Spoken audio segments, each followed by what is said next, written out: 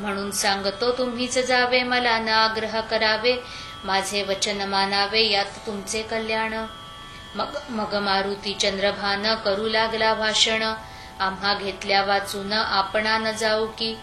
समर्थ म्हणाले, मी तेथ आल्या होईल विपरीत, मग तुम्ही दोष मात्र देऊ नये आम्हाला. ऐसे मठात बोलणे झाले, अवघे ओंकारेश्वरा आले, पर्वासाठी मिळाले लोक तेथे अपार. नर्मदेचे अवघे घाट, स्त्री पुरुषांनी भरले दाट, मुंगीलाही नसे वाट, जाया हराच्या मंदिरी. कोणी स्नानास उतरले, कोणी संकल्प ऐकू लागले, कोणी घेऊन बेल फुले जाऊ लागले मंदिरात, कोणी बर्फी पेढे खवा बसून खाऊ लागले मेवा, थव्या मागे लागला थवा तेथे भजन कर्यांचा.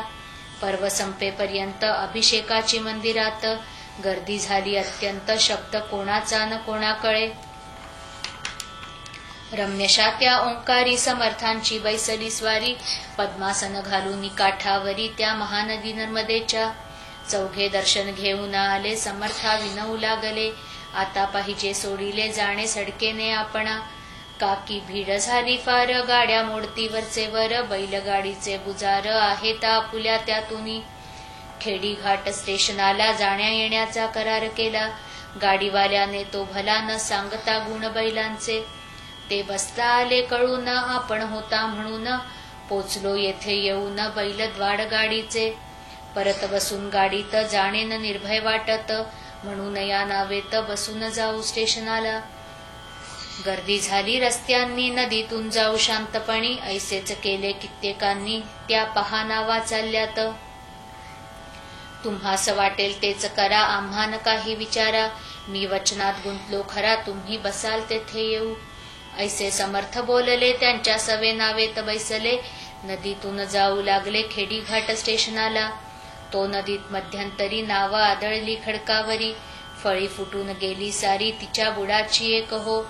छिद्र पडले आरपार, येऊ लागले आत नीर, नावाड्याने सत्वर नदीत उड्या टाकिल्या. परी महाराज निर्धास्त होते, गिनगिन गणात बोते, ऐसे भजन मुखाते चालले होते अखंड. मार्तंड बजरंग मारुती घाबरून गेले अति, उडू लागली धडाधडा छाती, बंकटलालाची विबुध हो. चौघे समर्था बोलले, आम्ही अपराधी आहो भले, आम्ही न तुमचे ऐकेले शेगावात दयाळा. त्याचे दिले आम्हा फळ, तुम्ही आज तात्काळ, नर्मदाच झाली काळ, आम्हा लागी बुडवावया. गुरुराया आपली वाणी वेदतुल्य मानू येथुनी, वाचवा या संकटातुनी शेगाव दृष्टी पडू द्या. ऐसे तो जे बोलतात तो निम्म्यावरी पाण्यात, नाव बुडाली लोटत लोटत एक फरलांग गेली हो. काठी लोक बोलती ऐसे, मेली ही 5 माणसे, आता यांचा भरवसा नसे अथांग पाणी नर्मदेला. तई म्हणाले गजानन नका होऊ हैराण, तुमच्या जीवाला गुण धक्का न लावी नर्मदा. ऐसे म्हणून स्तवन केले नर्मदेचे त्यांनी भले, हे चौघे बैसले हात जोडून नावेत. नर्मदे मंगले देवी रेवे अशुभनाशिनी, म्हणतु क्षमा करी यांचा दयाळू होऊनी मनी. ऐसे स्तवन चालले, तो आतले पाणी निघून गेले, नर्मदेने लाविले आपुल्या करास्त्या छिद्रा. नाव श्रोते पहिल्या परी आली जलाची यावरी, त्या नावेच्या बरोबरी होती प्रत्यक्ष नर्मदा. कोळीणीचा धरिला वेश, मस्तकावरी कुरळे केश, भिजविले जियेच्या वस्त्रास कमरेपर्यंत जलाने. नौका काठास लागली, अवघ्यांनी ती पाहिली, आश्चर्यचकित मुद्रा केली पाहून तळाच्या छिद्राला. ही बाई होती म्हणून आमुचे हे वाचले प्राण, बाई आपण कोठील कोण हे काही सांगा हो. सोडा वस्त्र भिजलेले आम्ही नवे देतो भले, तई नर्मदेने पहा केले अशा रीतीने भाषण. मी ओंकार कोळ्याची कन्यका, माझे नाव नर्मदा देखा, माझे नाव नर्मदा ऐका, आम्हा परिपाठा आहे देखा ओले वस्त्र नेसण्याचा. मी ओलीच राहते निरंतर, माझेच रूप आहे नीर. ऐसे बोलून नमस्कार करून गेली गजानना. क्षणा माझी नाहीशी झाली ती नर्मदेसी, वीज चमकून आकाशी घनी जैसी लीन होते. तो पाहता प्रकार चौघे आनंदले फार, कळला स्वामींचा अधिकार नर्मदा आली दर्शना. बंकट विचारी खोदून समर्था ही स्त्री कोण, ते सांगावे फोडून गुप्त काही ठेवू नका. तै महाराज वदले तत्वता तुम्ही जे का विचारता तो कथिला आहे गाथा नर्मदेने तुम्हास. कोळी जो का ओंकार तोच हा ओंकारेश्वर माझेच रूप आहे नीर ऐसे नर्मदा वदलीना.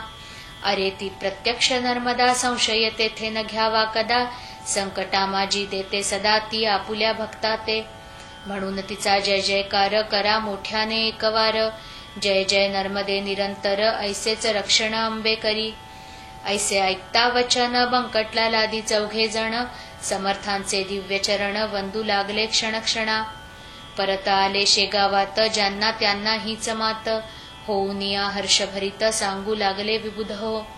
सदाशिव रंगनाथ वानवळे एक या गृहस्था समवेत भले. सदाशिव रंगनाथ वानवळे एका गृहस्था समवेत भले. शेगावात येते झाले महाराजांच्या दर्शना. या सदाशिवा कारण टोपण नाव तात्या जाण. हे माधवनाथाचे छात्रगण चित्रकूटच्या होते हो. या माधवनाथा प्रत योगांगे होती अवगत ज्यांचा शिष्यगण माळव्यात आहे मोठ्या प्रमाणे. सदाशिवाले शेगावाला जेव्हा श्रींच्या दर्शनाला तेव्हा महाराज भोजनाला बसले होते मठात. सदाशिवासी पाहून माधवाची झाली आठवण गजानना कारण संत संता जाणती. वानवळे येता क्षणी महाराज बोलले मोठ्यानी अरे नाथाच्या शिष्या लागुनी बसवा आणून माझ्या पुढे. त्यांचे गुरु माधवनाथ गेले जेऊन इतक्यात मठी माझ्या समवेत तो हे दोघे पातले. थोडा वेळ आधी जरी हे आले असते तरी भेट त्यांच्या गुरुची खरी होती यांना मठात. आता हे मागून आले गुरु त्यांचे निघून गेले विडान घेता भले त्याची करू पूर्तता. वानवळ्यासी अलिंगन देते झाले दयाघन पोरे बंधूंची म्हणून ऐसा तो संत प्रेमा.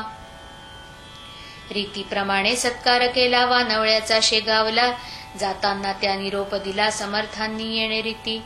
तुम्ही माधवनाथाला असेच जा भेटण्याला त्यांचा येथे राहिला विडा तो त्या द्यायास. मी म्हणतो तेच सांगा पदरचे न घाला बघा आमच्या वाक्या माझी उगा फरक तुम्ही करू नये. म्हणा साथे भोजन हुआ बिडा तुम्हारा याही रहा तो आम्ही आणिला पहा नाथा तुम्हा द्यावयास. हे सारे बोलणे ऐकले त्या वानवळ्याने घेऊन विड्याची 2 पाने गमन करिता जाहला. माधवनाथा हकीकत त्याने कथिली इत्थंभूत महाराजा आपण शेगावात आला होता का ते दिनी. गजानन जे बोलले तैसेच आहे जाहले भोजन समयी त्यांनी केले स्मरण माझे तीच भेट. ऐशा रीती एकमेका आम्ही भेटतो सदैव देखा येथे शंका घेऊ नका स्मरण ती भेट होय. त्यांचा माझा एक प्राण शरीरे ही मात्र भिन्न भिन्न हे आहे खोल ज्ञान ते न इतक्यात कळे तुम्हा. बरे झाले आणिला आमुचा विडा तुम्ही भला जो होता राहिला शेगावी शिष्य हो. पाने देता वानवळ्यांनी ती भक्षिली नाथांनी खलबत्त्यात कुटुनी थोडा प्रसाद दिला त्याला. संत भेटी होते कैसी हे चांगदेव 65शी सांगते झाले ज्ञानराशी श्री ज्ञानेश्वर महाराज.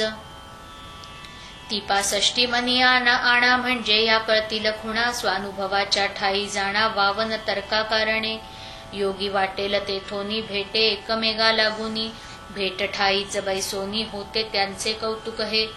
शेख महम्मद श्री गोंद्यात तुकाराम होते देहूत आग लागता मंडपाप्रत देहू माझी कीर्तनाच्या. ती शेख महम्मदांनी विसविली श्री गोंद्यात बसूनी ती शेख महम्मदांनी विझविली श्री गोंद्यात बैसुनी. हे महिपतींनी लिहुनी ठेविले भक्ती विजयात. जाऊन हळी खेड्यात विहिरीत बुडता पाटील सुत वाचविले देऊन हात महाराज माणिक प्रभूंनी. खरा योगी असल्या विना ऐसे कौतुक होईना हे न साधे दांभिकांना त्यांनी गप्पाच माराव्या. योगावघ्यात बलवत्तर त्याची न ये कोणासर करणे असल्या राष्ट्रोद्धार त्याचा अवलंब करा हो. श्रीदास गणू विरचित हा श्री गजानन विजय नामे ग्रंथ ऐकोत सदा प्रेमळ भक्त निष्ठा ठेवून ग्रंथावरी. शुभम भवतु श्री हरिहरार्पणमस्तु.